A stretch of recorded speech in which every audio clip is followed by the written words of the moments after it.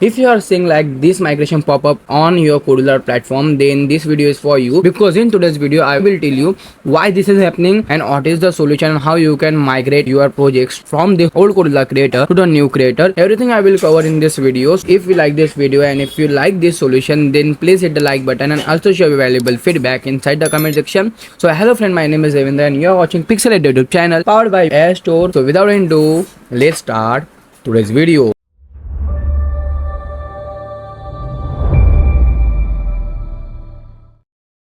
So let's talk on why this migration pop-up you are seeing on your Kodular account. For that, see this post that recently posted by Diego on the Kodular community under the news section, where he is saying that they have been launched the new Kodular platform. They have been improved many things. So what they want to shut down the old creator dashboard and they want to start with the new creator dashboard, where they improve all the stuff like the features and the fast loading speed and everything. He explained in this post. Okay. So that is why you are seeing the migration pop up. So what you need to do, you just have to click on the migrate option, and after doing that, your all the project will get migrated to the new Kodular dashboard. And then every time you open the old creator dashboard, you will see read only mode. So what you have to do, you have to click on the open the new Kodular dashboard option. Then your all the thing will work like the same. So if you want to know how I created the phone pay design on the Kodular, then you can watch this video.